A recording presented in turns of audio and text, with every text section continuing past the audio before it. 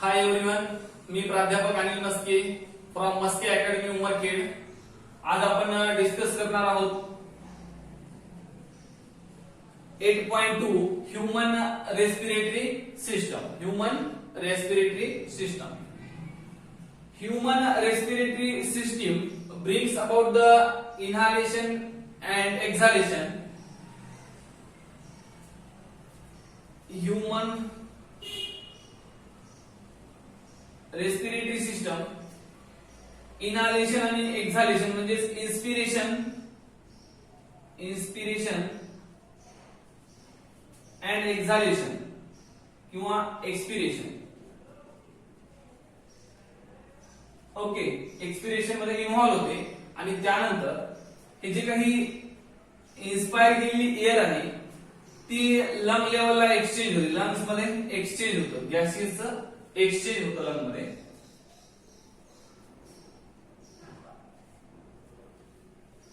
आणि एक्सचेंज झालेले gases lungs मधनं सर्क्युलेटरी सिस्टीम मध्ये एंटर करतात. ओके, इनहेल केलेली एअर लंग मध्ये पोहोचते आणि लंग मधनं ती ब्लड मध्ये डिफ्यूज होते. जो काही ऑक्सिजन आहे तो ब्लड मध्ये डिफ्यूज होतो, तर ब्लड मधला कार्बन डायऑक्साईड डिफ्यूज आउट होतो आणि ब्लड मधनं लंग्स मध्ये येतो आणि लंग्स मधनं बाहेर एक्झेल केला जातो किंवा बाहेर फेकला जातो. हे जे काही सर्क्युलेटरी सिस्टीम आहे, सर्क्युलेटरी सिस्टीम या ऑक्सिजनचं transport to the body. Okay, whole body.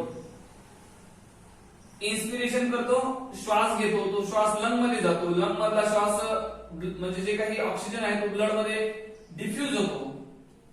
Blood मध्ये डिफ्यूज झाल्याच्या नंतर ते ट्रान्सपोर्ट केलं जातं होल बॉडीला. तर मग आज आपण ह्यूमन रेस्पिरेटरी सिस्टीम बघणार आहोत. Human respiratory system. तर ह्यूमन रेस्पिरेटरी सिस्टीम मध्ये दोन पार्ट मध्ये डिवाइड केलेली आहे human respiratory system. Upper human respiratory system and lower. Okay, human respiratory system मध्ये दोन पार्ट आपण बघू. ओके, पहिला आहे अप्पर रेस्पिरेटरी सिस्टीम किंवा respiratory organs. Okay, upper respiratory system मध्ये कुठले कुठले ऑर्गन इन्व्हॉल्व होतात आणि त्यानंतर lower respiratory system. Lower respiratory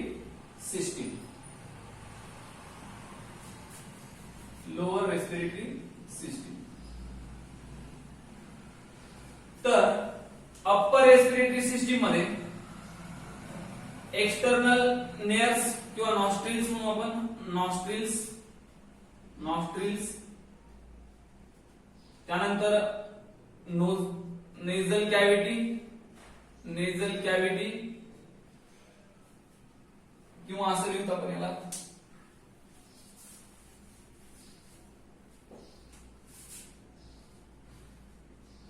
nostrils और एक्सटर्नल नेअर्स म्हणून आपण याला external nares. Second nasal cavity. त्यानंतर थर्ड इंटरनल. हे एक्सटर्नल नेअर्स आहेत, तर नेझल कॅव्हिटी नंतर लगेच इंटरनल नेअर्स असतील.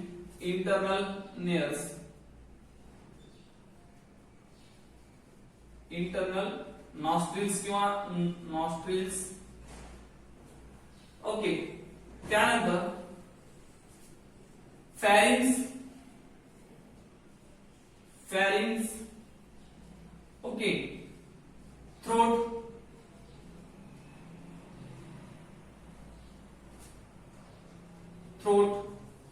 आणि त्यानंतर नेक्स्ट नोज. म्हणजे नोज हे पूर्ण किंवा आपण इथपर्यंत डिस्कस करूया. थ्रोट वगैरे डिस्कस करण्याची गरज नाही. नॉस्ट्रिल्स, त्यानंतर नोझल कॅव्हिटी, इंटरनल नॉस्ट्रिल्स आणि फॅरिंग्स. हे अप्पर रेस्पिरेटरी सिस्टीमचे हे पार्ट आहेत, अप्पर रेस्पिरेटरी सिस्टीम वरचे पार्ट. हे दोन जे काही स्लिट लाईक ओपनिंग्स आहेत हे नॉस्ट्रिल नंतर दोन ओपनिंग आहेत नॉस्ट्रिल्स, त्यानंतर नॉस्ट्रिलच्या मध्ये दोन साइडला दोन नोझल कॅव्हिटीज आहेत, त्यानंतर इंटरनल नॉस्ट्रिल्स आणि फॅरिंग्स. हे अप्पर रेस्पिरेटरी सिस्टीम म्हणजे ह्यूमन रेस्पिरेटरी सिस्टीम मध्ये हे वरचे पार्ट आहेत अप्पर रेस्पिरेटरी सिस्टीम. त्यानंतर लोअर रेस्पिरेटरी सिस्टीम मध्ये कुठले कुठले पार्ट इन्क्लूड आहेत किंवा ऑर्गन इन्क्लूड आहेत, तर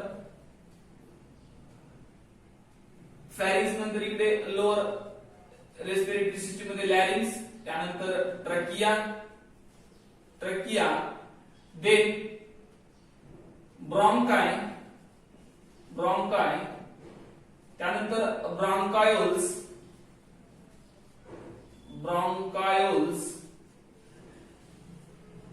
and then finally lungs. विद्यार्थी मित्रांनो लक्षात येत आहे का, जी ह्यूमन रेस्पिरेटरी सिस्टीम आहे, ह्यूमन रेस्पिरेटरी सिस्टीम डिव्हाइड झालेली आहे अप्पर रेस्पिरेटरी सिस्टीम आणि लोअर रेस्पिरेटरी सिस्टीम मध्ये. अप्पर रेस्पिरेटरी सिस्टीम मध्ये नॉस्ट्रिल्सला नेअर्स म्हणतात. नॉस्ट्रिल नंतर नोझल कॅव्हिटी नंतर हे जे स्टार्टिंगला लिहिलेले आहेत हे एक्सटर्नल नॉस्ट्रिल आहेत, एक्सटर्नल नॉस्ट्रिल्स.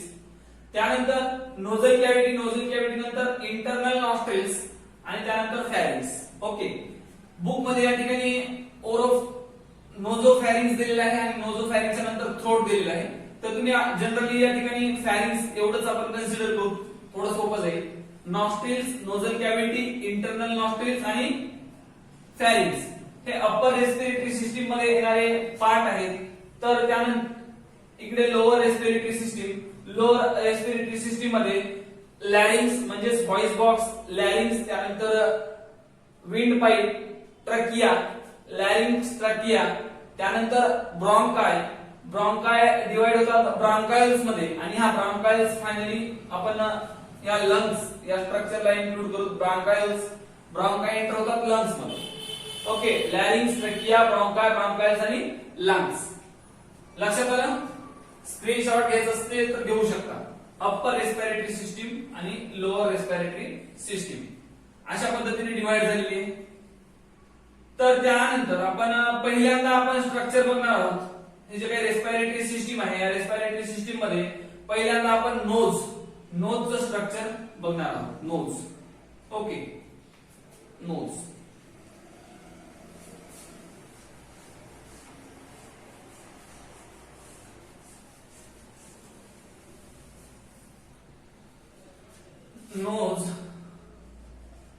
नोज हा एक ऑर्गन आहे.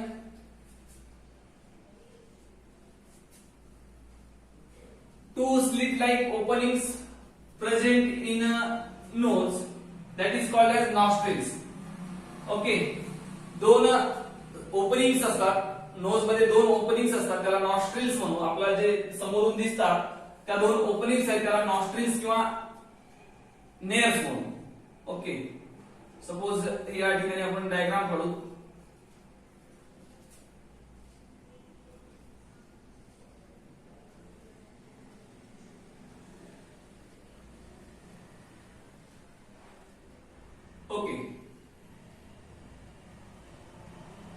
ओके, हे जे काही नोज आहे हे समोरचा जो काही स्ट्रक्चर दिसते याला आपण नॉस्ट्रिल्स असं नाव देऊ.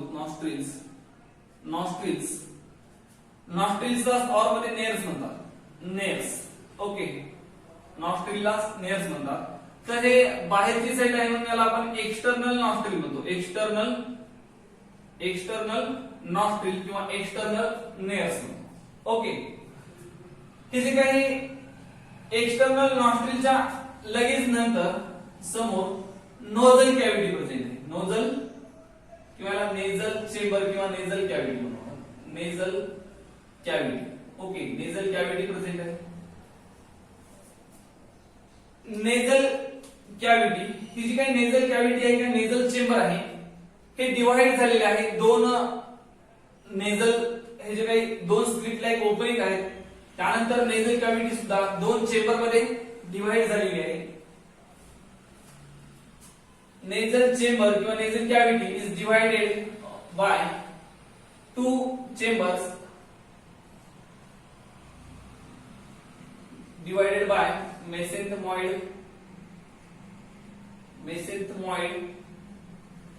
cartilage. नोज आहे, नोज समोरचा पार्ट असतो त्याला आपण नॉस्ट्रिल म्हणतो. नॉस्ट्रिलच्या मध्ये नोझल कॅव्हिटी आहे. नोझल कॅव्हिटी परत दोन चेंबर मध्ये डिवाइड झालेली आहे आणि नोझल कॅव्हिटी डिवाइड कशाने झालेली आहे? मेसेंथेमॉइड कार्टिलेजने. ओके, मग परत दोन चेंबर आहेत, two chambers. Okay, two chambers आहेत, टू चेंबर्स. राइट साइडचे एक chamber, right chamber and left chamber. Okay, right chamber आणि लेफ्ट चेंबर. हे जे काही नोज आहे, नोजचं स्ट्रक्चर जे नोझल कॅव्हिटी आहे दोन चेंबर मध्ये डिवाइड झालेली आहे मेसेंथेमॉइड कार्टिलेज मुळे. ओके, राइट चेंबर आणि लेफ्ट चेंबर. परत हे जे काही राइट चेंबर, इथे तुम्हाला एक ट्री डायग्राम मध्ये सांगितलं सोपं जाईल. Okay, nasal cavity. Okay, nasal cavity divide झालेली आहे mesethmoid cartilage. Okay,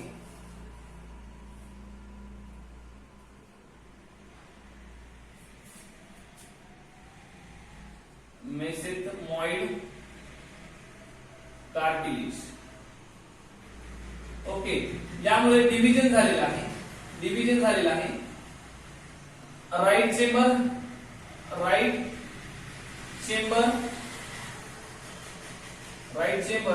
and left chamber. परत हे जे काही राइट चेंबर आणि लेफ्ट चेंबर आहेत हे परत तीन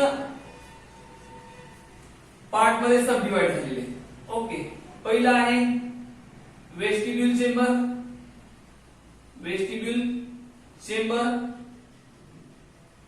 त्यानंतर नेक्स्ट वेस्टिब्युल चेंबर, त्यानंतर नेक्स्ट आहे कंडिशनर म्हणून किंवा त्याला आपण कंडिशनर किंवा रेस्पिरेटरी चेंबर किंवा respiratory part, respiratory chamber. Okay, किंवा कंडिशनर सुद्धा म्हणतो. का म्हणतो हे आपण नेक्स्ट बघणार आहोत. Chamber and then finally olfactory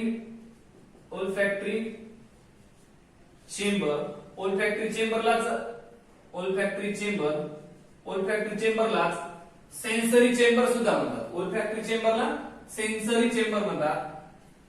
ज्या पद्धतीने राइट साइडला आहे तीन चेंबर आहेत, वेस्टिब्युल चेंबर, रेस्पिरेटरी चेंबर, त्यानंतर ओल्फॅक्टरी चेंबर, तसेच या साइडला पण वेस्टिब्युल चेंबर प्रेझेंट असेल, या साइडला पण रेस्पिरेटरी चेंबर प्रेझेंट असेल आणि या साइडला सुद्धा ओल्फॅक्टरी चेंबर प्रेझेंट असेल. म्हणजे हे जे काही नोज आहे, नोजचे दोन पार्ट आहेत, म्हणजे स्लिट लाईक दोन ओपनिंग्स आहेत. पहिल्यांदा एक्सटर्नल नेर्व्स, बाहेरच्या साइडला एक्सटर्नल नेर्व्स प्रेझेंट असतात. त्यानंतर मधल्या बाजूला जर थोडं मध्ये गेलं तर त्याला आपण नेझल कॅव्हिटी म्हणतो. हे बघा, हे पुढचा जो पार्ट आहे त्याला आपण नॉस्ट्रिल म्हणलेला आहे, एक्सटर्नल नॉस्ट्रिल. आणि जस्ट थोडं समोर गेल्याच्या नंतर काय आहे? Nasal cavity. Nasal cavity divide झालेली आहे मेसेंथेमॉइड कार्टिलेजनी दोन चेंबर मध्ये, राइट चेंबर आणि left chamber.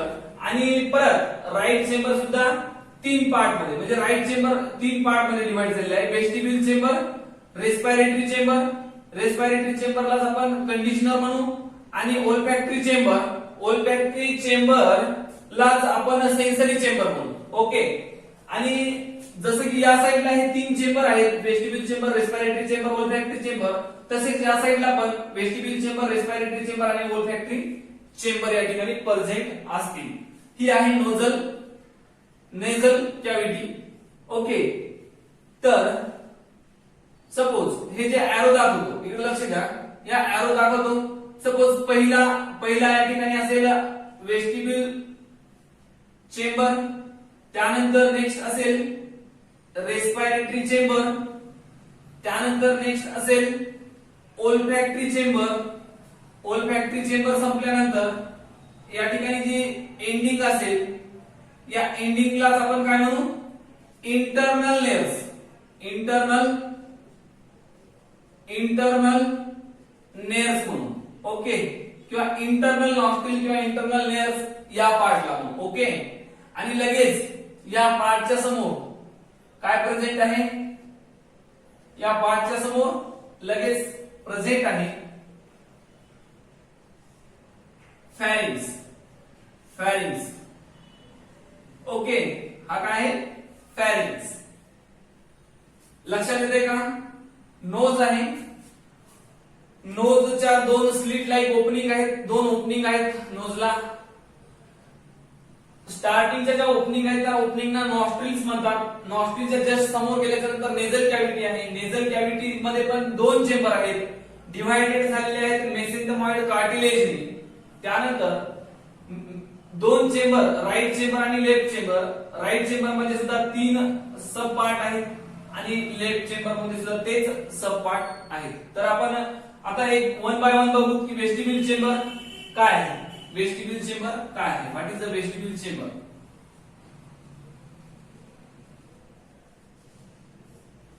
Vestibule chamber is a proximal part of vestibule chamber is a proximal part of nasal cavity. Okay, then it contains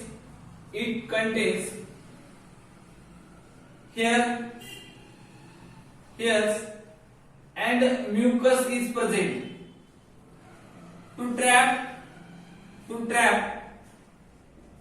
and suspend the dust particle in the nasal cavity. Okay, vestibule chamber मध्ये hairs present आहे, mucus present आहे. याचं function काय आहे, तर जे काही आपण इन्हालेशन करतो, श्वास घेतो, at the time of inspiration dust particle enter into the our respiratory tract.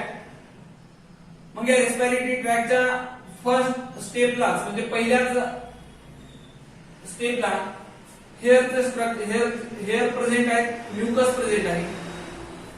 यामध्ये जे काही डस्ट पार्टिकल आहेत ते ट्रॅप केले जातील. ओके, हे काम आहे वेस्टिब्युल चेंबरचं. त्यानंतर रेस्पिरेटरी चेंबर. त्यानंतर 2 नंबरला रेस्पिरेटरी चेंबर. रेस्पिरेटरी चेंबरलाच आपण काय म्हणू, कंडिशनर. ओके, तर रेस्पिरेटरी सिस्टीमचा रोल महत्वाचा आहे. रेस्पिरेटरी चेंबर किंवा कंडिशनर जी काय आपण एअर इनहेल करतो, ती जर एअर कूल असेल, ओके, ती जर एअर एकदम कूल असेल तर ती डायरेक्ट आपल्या लंग मध्ये एंटर झाली तर लंगच्या अल्वेला डॅमेज होऊ शकतात. तर या कूल एअरला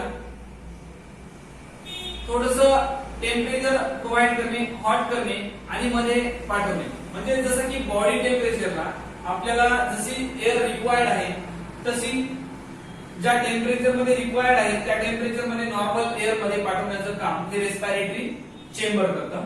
तर रेस्पिरेटरी चेंबर हे हायली व्हेस्क्युलर आहे. हायली व्हेस्क्युलर म्हणजे काय, या ठिकाणी खूप साऱ्या ब्लड व्हेसल्स प्रेझेंट आहेत. या हे जे काही इथे टिश्यू प्रेझेंट असतील, सेल प्रेझेंट असतील, या सेल मध्ये ब्लड व्हेसल्स आलेले आहेत. आणि कूल एअर जर मध्ये आली तर इथे ब्लड आहे आणि वॉर्म, आपलं ब्लड वॉर्म ब्लड असते. कूल एअर जर मध्ये एंटर झाली तर ब्लड काय करेल, या ठिकाणी जी काही कूल एअर आहे यामध्ये जे काही हीट आहे ते ट्रान्समिट होईल आणि कूल एअरला थोडस नॉर्मल लेवलला आणलं जाईल, जेणेकरून आपल्या लंगच्या अल्वेला डॅमेज होणार नाही आणि ही कूल एअर मध्ये पाठवली जाते. जर एअर खूपच हॉट असेल, आपल्याला पाहिजे रिक्वायरमेंट पेक्षा जास्त हॉट असेल, तर या ठिकाणी ती एअर थोडी हॉट एअर असेल तर थोडी कूल म्हणजे त्याचं टेम्परेचर नॉर्मल लेवलला आणलं जाईल. म्हणूनच या रेस्पिरेटरी चेंबरला काय म्हणतात, कंडिशनर म्हणतात. जी काही एअर मध्ये एंटर होते, खूपच कूल असेल तर तिला नॉर्मल केलं जातं आणि खूपच हॉट असेल तर तिला थोडस नॉर्मल लेवलला आणलं जातं. कारण एकदम कोल्ड किंवा हॉट एअर जर डायरेक्ट आपल्या लंग मध्ये गेली तर आपल्या लंगच्या अल्वेला आहे ते डॅमेज होतील त्यामुळे हे कंडिशनर महत्वाचा रोल प्ले करतं. ओके, जी काही इनहेल केलेली एअर आहे ती जर करता खूपच कूल असेल तर तिला थोडं वार्म करणे आणि खूपच हॉट असेल तर तिला थोडंसं कूल करण्याचं काम या ठिकाणी होत असतं रेस्पिरेटरी चेंबरचा. आणि रेस्पिरेटरी चेंबर हे हायली व्हेस्क्युलर आहे. हायली व्हेस्क्युलर आहे म्हणजे या ठिकाणी खूप साऱ्या ब्लड व्हेसल्स किंवा ब्लड कॅपिलरीज प्रेझेंट आहेत. ओके, त्यानंतर सेन्सरी चेंबर. त्यानंतर 3 नंबरला आहे sensory chamber.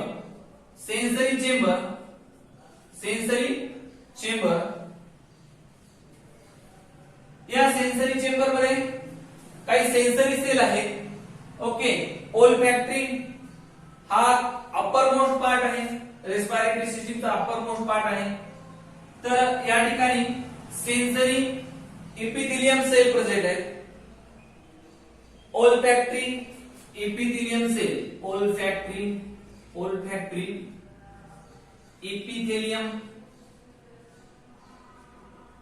Epithelium cell present आहे. ओल्फॅक्टरी इपिथेलियम सेल प्रेझेंट असतात सेन्सरी चेंबर मध्ये ओल्फॅक्टरी इपिथेलियम सेल किंवा याला आपण सेन्सरी सेल म्हणू. या सेन्सरी सेल इथे प्रेझेंट आहेत. मग ह्या सेलचा रोल काय आहे? ह्या सेल या ठिकाणी प्रेझेंट आहेत. ओके, मग ह्या सेल स्मेलला डिटेक्ट करतील. Detection of smell. Okay, what is the olfactory chamber? Olfactory chamber, the uppermost part lined by olfactory epithelial cell. आणि ह्या ज्या या ठिकाणी हा जो काही ब्लॅक मध्ये काढलेला पार्ट आहे, ह्या ज्या काही सेल आहेत यालाच काय म्हणू आपण? olfactory epithelium cell. आणि स्मेलला सेन्स केलं जाते. To detect the smell. Function काय आहे? To detect the smell. Sensory chamber किंवा यालाच आपण ओल्फॅक्टरी चेंबर म्हणतो. Olfactory chamber.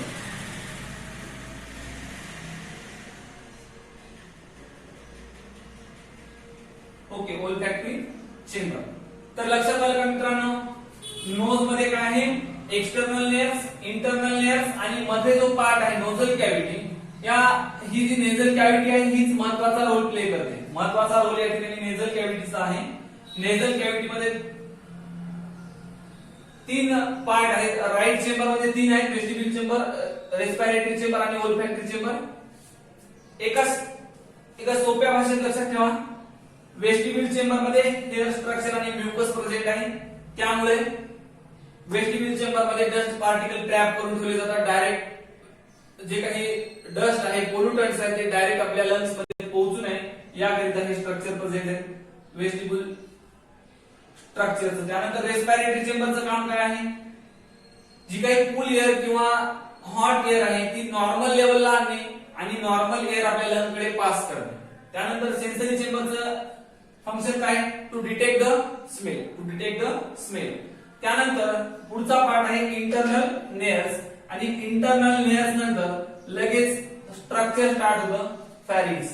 Okay, structure start होतं फॅरिंग्स. तर आपण आता डिस्कस करूया फॅरिंग्स. Okay, pharynx. मग फॅरिंगचे सुद्धा 3 पार्ट आहेत. एक आहे नोझोफॅरिंग्स, सेकंड आहे ओरोफॅरिंग्स आणि थर्ड आहे लॅरिंगोफॅरिंग्स. 3 पार्ट आहे फॅरिंग्स. सपोज फॅरिंग्स आहे ना, pharynx. Okay, pharynx is divided into 3 parts. Okay, पहिला पार्ट आहे नेझोफॅरिंग्स. त्यानंतर ओरोफॅरिंग्स. त्यानंतर लॅरिंगोफॅरिंग्स. ओके, हे 3 फॅरिंगचे किती पार्ट आहेत? नोझोफॅरिंग्स, ओरोफॅरिंग्स, लॅरिंगोफॅरिंग्स. मग हे नेझल कॅव्हिटी आहे ना, नेझल कॅव्हिटीच्या जवळचा जो पार्ट आहे हा फॅरिंगचा, हा पूर्ण इथून आपण 1 मिनिट डिस्कस करूया. इथपासून ते समोर खाली इथपर्यंत जो पार्ट आहे या पार्टला आपण काय म्हणू, टोटल पार्टला फॅरिंग्स. तर पहिला पार्ट आहे त्याला आपण नेझो फॅरिंग्स म्हणतो, फॅरिंग्स, नेझो फॅरिंग्स. ओके, कारण नेझल कॅव्हिटीच्या जवळच्या पार्टला आपण नेझो फॅरिंग्स म्हणतो. त्यानंतर नेझो फॅरिंग्स नंतर जो पार्ट येतो त्या पार्टला आपण ओरोफॅरिंग्स म्हणतो, ओरोफॅरिंग्स.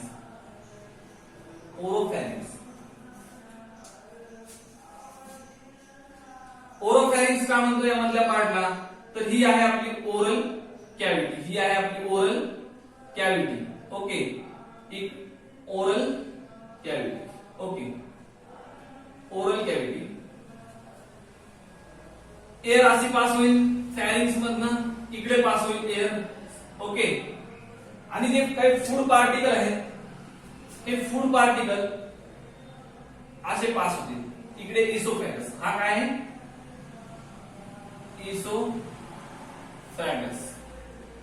इसोफॅगस. आणि हा समोरचा पार्ट काय असेल, हा लॅरिंक्स. हाच काय आहे, लॅरिंक्स. हा समोर इथे व्हॉइस बॉक्स म्हणजे आपण याला लॅरिंक्स म्हणू. ओके, कन्सिडर करा हा लॅरिंक्स स्ट्रक्चर आहे, लॅरिंक्स. ओके, हा जो पार्ट दिसतोय मित्रांनो, ओके, हा जो पार्ट आहे या पार्टला आपण काय म्हणू, फॅरिंग्स. Okay, pharynx. पहिला जो नेझल कॅव्हिटीच्या जवळ आहे त्याला आपण काय म्हणतो, नेझो फॅरिंग्स नंतर इथं जो काही क्रॉस एरिया आहे, क्रॉस म्हणजे कुठे, ही जी ओरल कॅव्हिटी आहे, ओरल कॅव्हिटी आणि ही जी काही रेस्पिरेटरी ट्रॅक्ट मध्ये ही जी काही इथे क्रॉसिंग होते, ओरोफॅरिंग्स हा रिजन आहे फॅरिंग्सचा, मात्र या ठिकाणी ओरल कॅव्हिटी क्रॉस होते म्हणून आपण याला काय म्हणतो, ओरोफॅरिंग्स. ओके, या पार्टला आपण ओरोफॅरिंग्स म्हणू.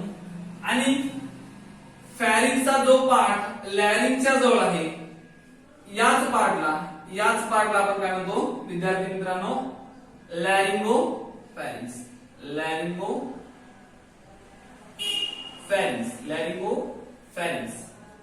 लक्षात येतंय का?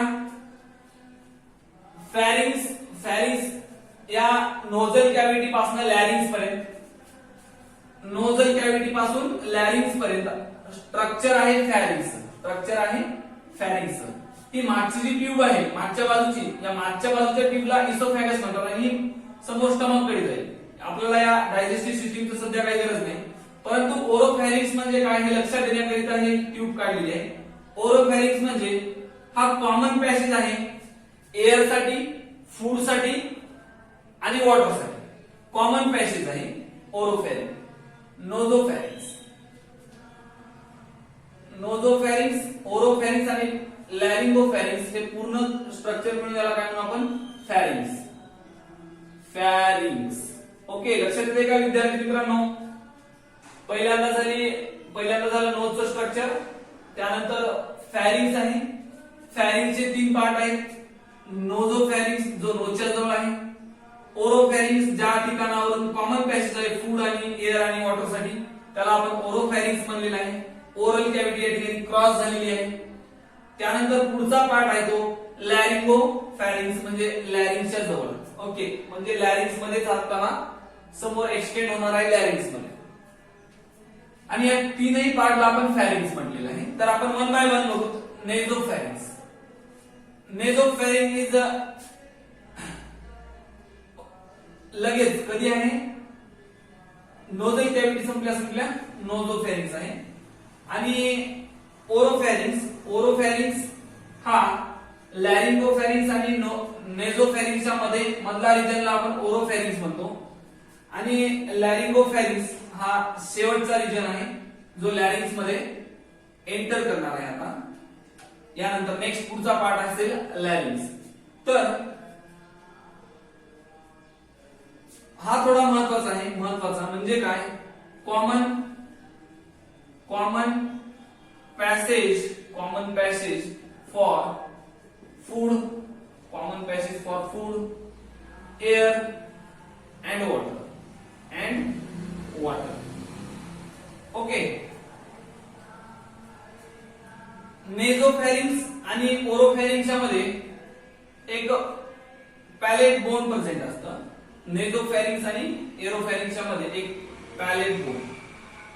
Palette bone is there. Okay. त्यानंतर जो काही फॅरिंक्स आहे, फॅरिंक्स मध्ये set of lymphoid in pharynx set of